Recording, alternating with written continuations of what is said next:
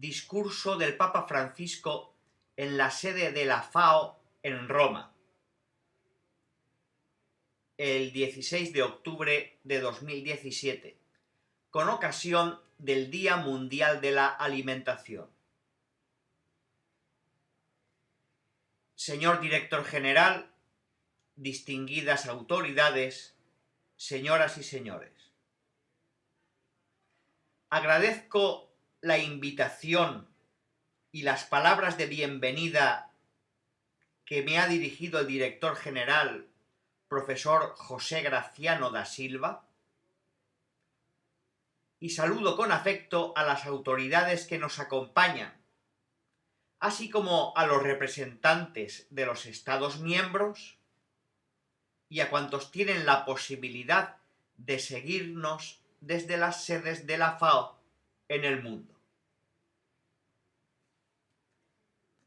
Dirijo un saludo particular a los ministros de Agricultura del G7 aquí presentes, que han finalizado su cumbre, en la que se han discutido cuestiones que exigen una responsabilidad, no solo en relación al desarrollo y a la producción, sino también con respecto a la comunidad internacional en su conjunto.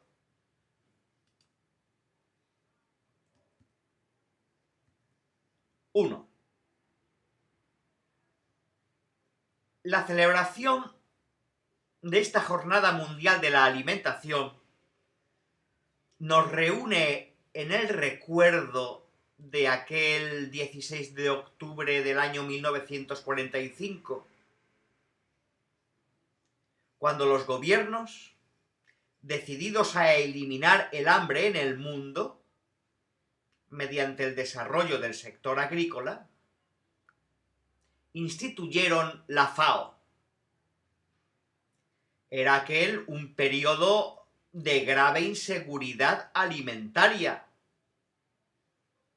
y de grandes desplazamientos de la población, con millones de personas buscando un lugar para poder sobrevivir a las miserias y adversidades causadas por la guerra. A la luz de esto, reflexionar sobre los efectos de la seguridad alimentaria en la movilidad humana significa volver al compromiso del que nació la FAO, para renovarlo. La realidad actual reclama una mayor responsabilidad a todos los niveles, no solo para garantizar la producción necesaria o la equitativa distribución de los frutos de la tierra. Esto debería darse por descontado. Sino sobre todo para garantizar el derecho de todo ser humano a alimentarse según sus propias necesidades, tomando parte, además, en las decisiones que lo afectan y en la realización de las propias aspiraciones sin tener que separarse de sus seres queridos.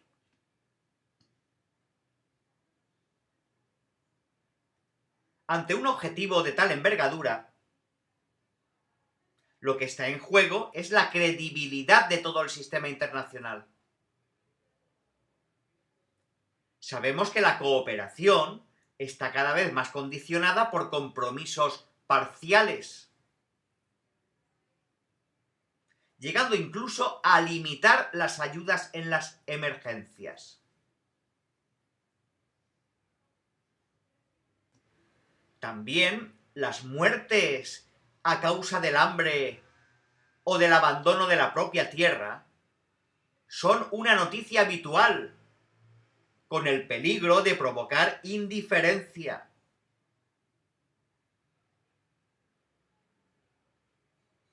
Nos urge, pues, encontrar nuevos caminos para transformar las posibilidades de que disponemos en una garantía que permita a cada persona encarar el futuro con fundada confianza y no solo con alguna ilusión.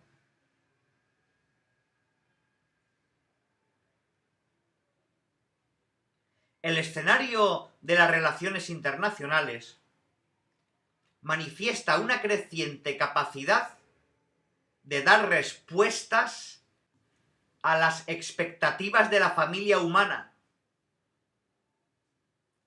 también con la contribución de la ciencia y de la técnica, las cuales, estudiando los problemas, proponen soluciones adecuadas. Sin embargo, estos nuevos logros no consiguen eliminar la exclusión de gran parte de la población mundial.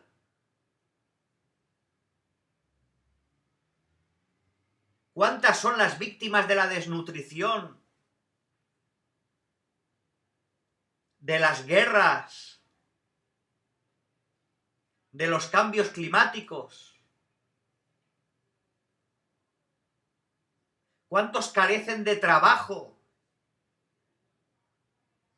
o de los bienes básicos y se ven obligados a dejar su tierra, exponiéndose a muchas y terribles formas de explotación?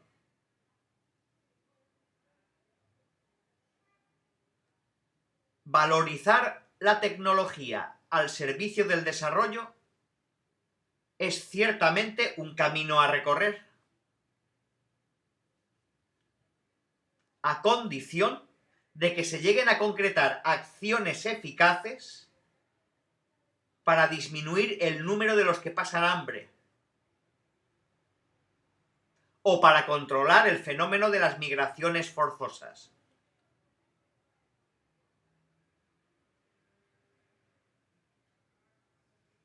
Dos. La relación entre el hambre y las migraciones solo se puede afrontar si vamos a la raíz del problema. A este respecto, los estudios realizados por las Naciones Unidas, como tantos otros llevados a cabo por organizaciones de la sociedad civil, concuerdan en que son dos los principales obstáculos que hay que superar: los conflictos y los cambios climáticos.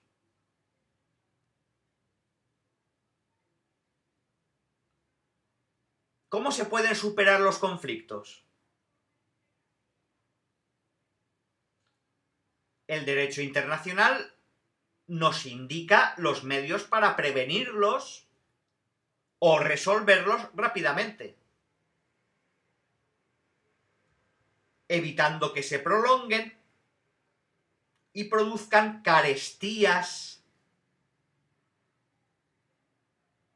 y la destrucción del tejido social.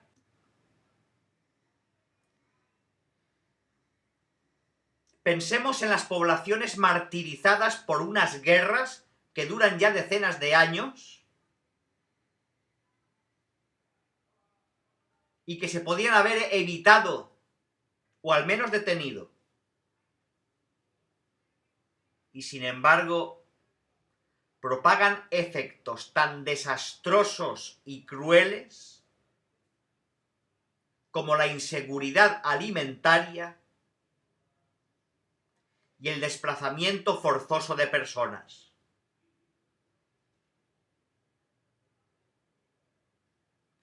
Se necesita buena voluntad y diálogo para frenar los conflictos y un compromiso total a favor de un desarme gradual y sistemático, previsto por la Carta de las Naciones Unidas. Así, como para remediar la funesta plaga del tráfico de armas.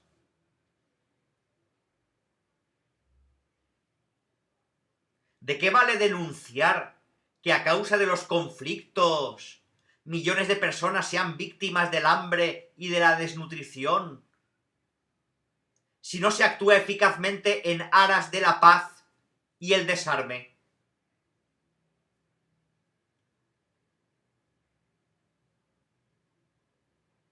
En cuanto a los cambios climáticos, vemos sus consecuencias todos los días. Gracias a los conocimientos científicos, sabemos cómo se han de afrontar los problemas. Y la comunidad internacional ha ido elaborando también los instrumentos jurídicos necesarios, como por ejemplo el Acuerdo de París, del que por desgracia algunos se están alejando.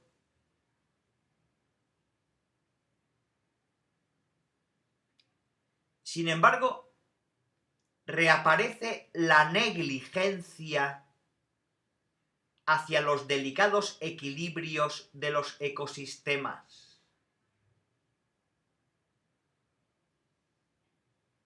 La presunción de manipular y controlar los recursos limitados del planeta.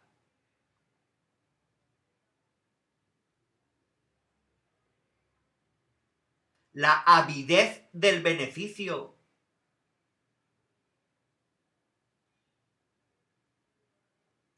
Por tanto, es necesario esforzarse en favor de un consenso concreto y práctico si se quieren evitar los efectos más trágicos que continuarán recayendo sobre las personas más pobres e indefensas.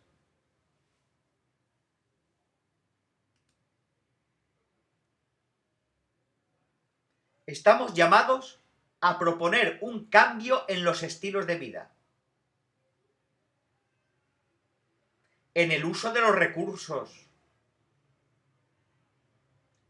en los criterios de producción, hasta en el consumo,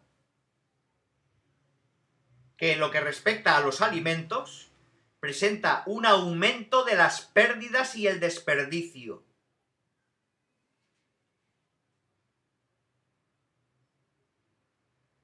No podemos conformarnos con decir, otro lo hará.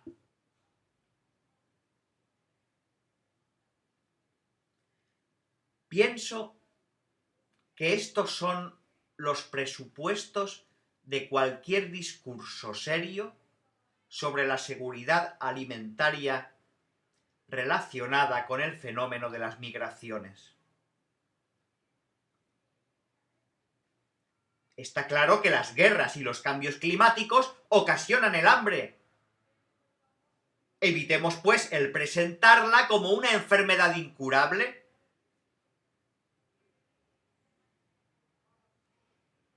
Las recientes previsiones formuladas por vuestros expertos contemplan un aumento de la producción global de cereales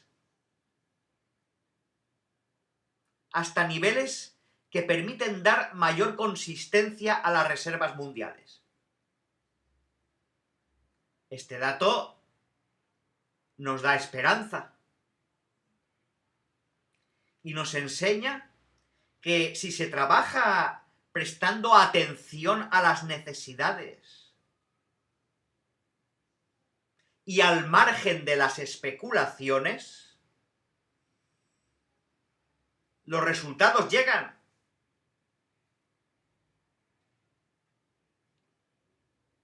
En efecto, los recursos alimentarios están frecuentemente expuestos a la especulación, que los mide solamente en función del beneficio económico de los grandes productores, o en relación a las estimaciones de consumo y no a las reales exigencias de las personas.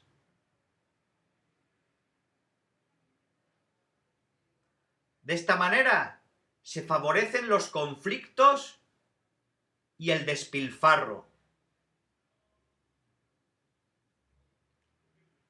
Y aumenta el número de los últimos de la tierra que buscan un futuro lejos de sus territorios de origen.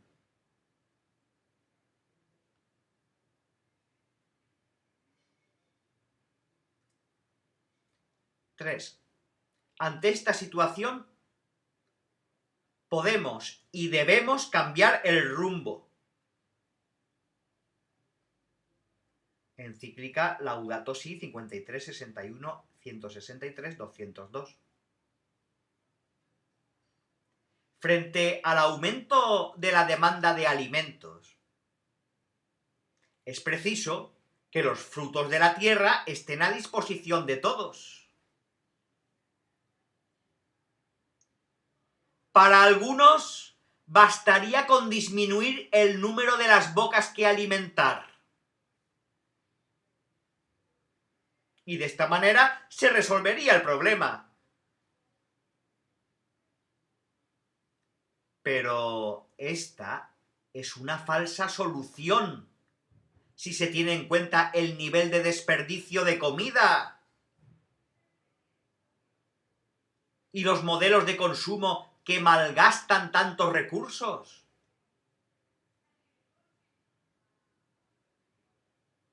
Reducir es fácil. Compartir, en cambio, implica una conversión. Y esto es exigente.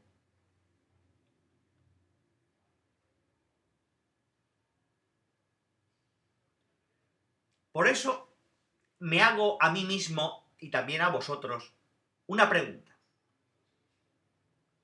¿Sería exagerado introducir en el lenguaje de la cooperación internacional la categoría del amor, conjugada como gratuidad, igualdad de trato, solidaridad, cultura del don, fraternidad, misericordia,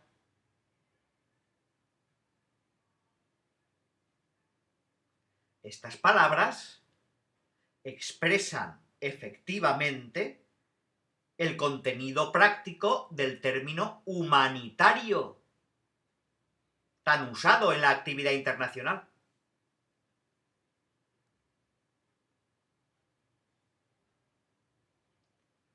Amar a los hermanos, tomando la iniciativa, sin esperar a ser correspondidos, es el principio evangélico, que encuentra también expresión en muchas culturas y religiones, convirtiéndose en principio de humanidad en el lenguaje de las relaciones internacionales.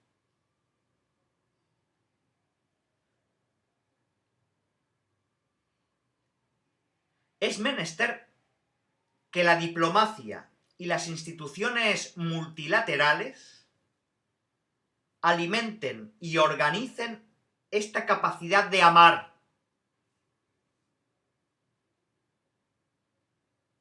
porque es la vía maestra que garantiza no solo la seguridad alimentaria, sino la seguridad humana en su aspecto global. No podemos actuar solo si los demás lo hacen, ni limitarnos a tener piedad, porque la piedad se limita a las ayudas de emergencia. mientras que el amor inspira la justicia y es esencial para llevar a cabo un orden social justo entre realidades distintas que aspiran al encuentro recíproco.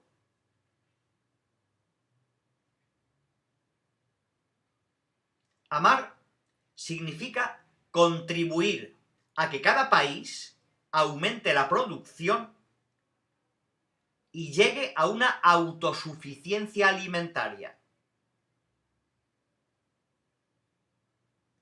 Amar se traduce en pensar en nuevos modelos de desarrollo y de consumo.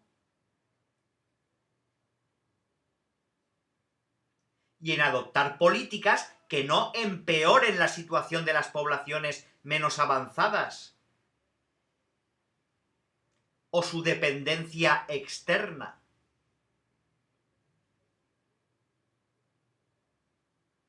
Amar significa no seguir dividiendo a la familia humana entre los que gozan de lo superfluo y los que carecen de lo necesario.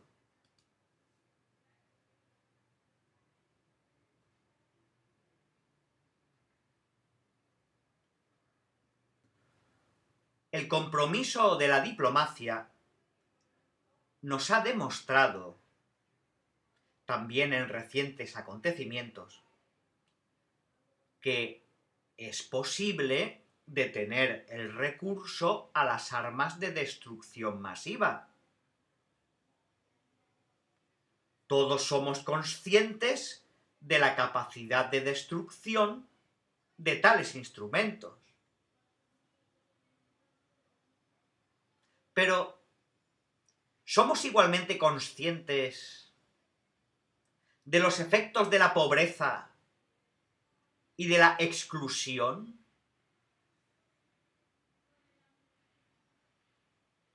¿Cómo detener a personas dispuestas a arriesgarlo todo?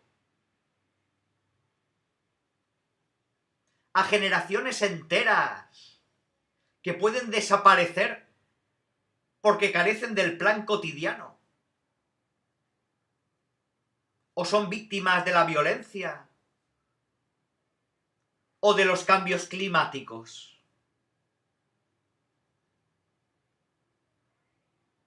Se desplazan hacia donde ven una luz o perciben una esperanza de vida. No podrán ser detenidas por barreras físicas, económicas, legislativas, ideológicas. Solo una aplicación coherente del principio de humanidad lo puede conseguir.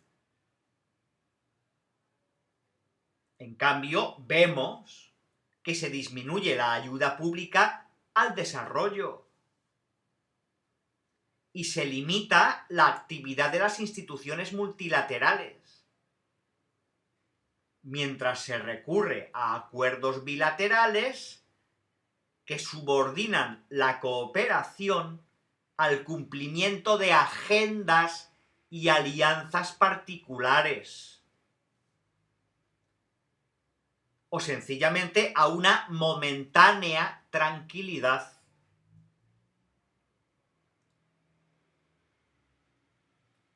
Por el contrario, la gestión de la movilidad humana requiere una acción intergubernamental coordinada y sistemática de acuerdo con las normas internacionales existentes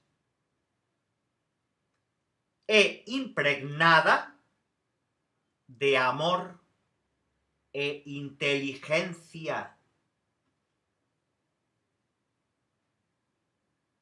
Su objetivo es un encuentro de pueblos que enriquezca a todos y genere unión y diálogo.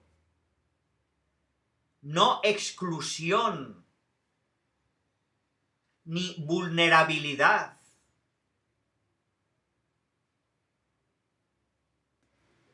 Aquí, permitidme que me una al debate sobre la vulnerabilidad, que causa división a nivel internacional cuando se habla de inmigrantes. Vulnerable es el que está en situación de inferioridad y no puede defenderse. No tiene medios. Es decir, sufre una exclusión. Y lo está obligado por la violencia, por las situaciones naturales, o aún peor, por la indiferencia, la intolerancia e incluso por el odio.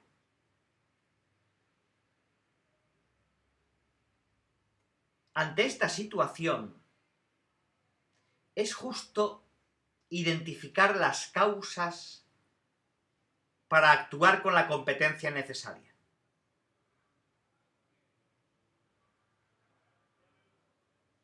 Pero no es aceptable que para evitar el compromiso se tienda a atrincherarse detrás de sofismas lingüísticos que no hacen honor a la diplomacia,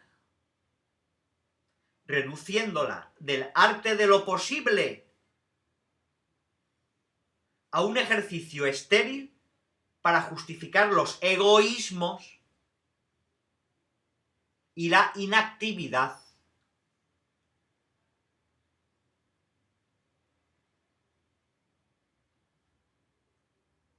Lo deseable es que todo esto se tenga en cuenta a la hora de elaborar el Pacto Mundial para una migración segura, regular y ordenada, que se está realizando actualmente en el seno de las Naciones Unidas.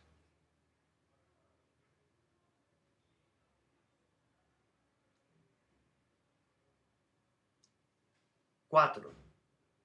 Prestemos oído al grito de tantos hermanos nuestros marginados y excluidos. Tengo hambre. Soy extranjero. Estoy desnudo. Enfermo.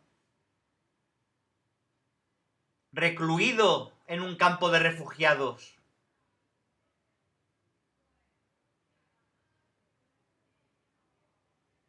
Es una petición de justicia, no una súplica o una llamada de emergencia.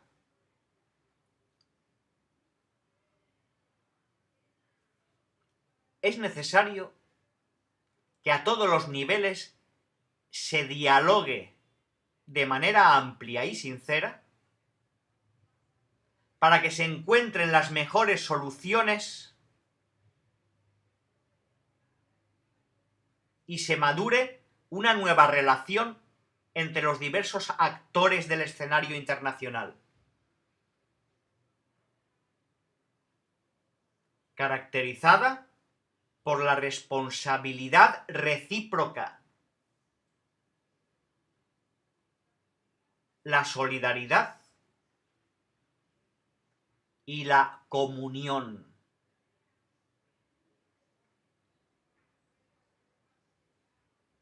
El yugo de la miseria, generado por los desplazamientos muchas veces trágicos de los emigrantes, puede ser eliminado mediante una prevención consistente en proyectos de desarrollo que creen trabajo y capacidad de respuesta a las crisis medioambientales.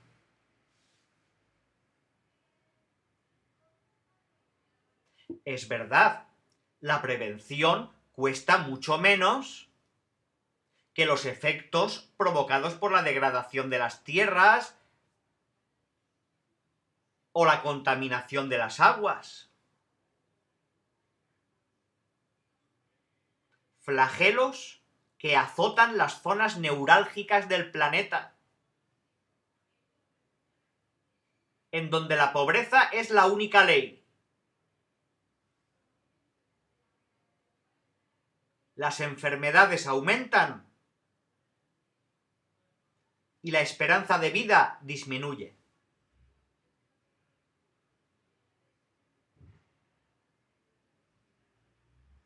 Son muchas y dignas de alabanza las iniciativas que se están poniendo en marcha.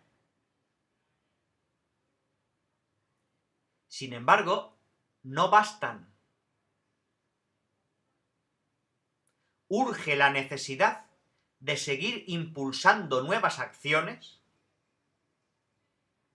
y financiando programas que combatan el hambre y la miseria estructural con más eficacia y esperanzas de éxito.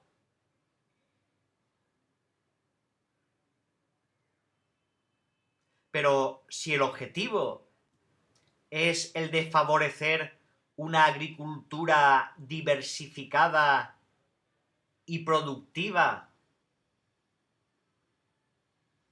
que tenga en cuenta las exigencias efectivas de un país, entonces no es lícito sustraer las tierras cultivables a la población, dejando que el land grabbing, acaparamiento de tierras, siga realizando sus intereses, a veces con la complicidad de quien debería defender los intereses del pueblo.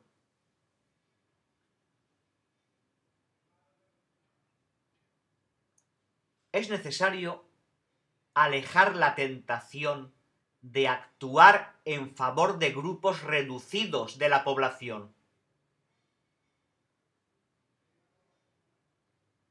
como también de utilizar las ayudas externas de modo inadecuado, favoreciendo la corrupción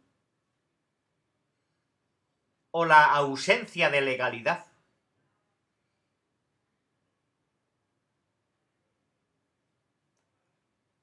La Iglesia Católica,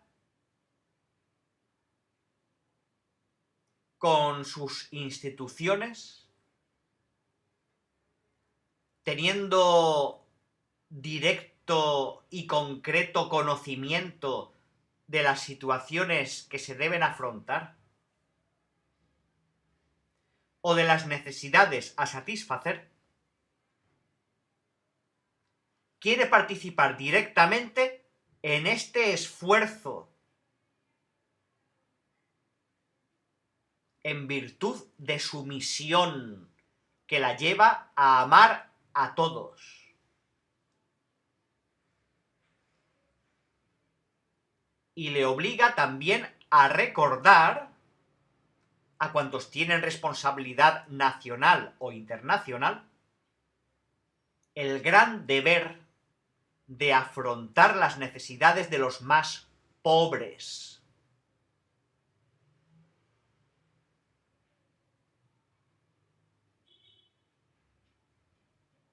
Deseo que cada uno descubra en el silencio de la propia fe o de las propias convicciones las motivaciones, los principios y las aportaciones para infundir en la FAO y en las demás instituciones intergubernamentales el valor de mejorar y trabajar infatigablemente por el bien de la familia humana.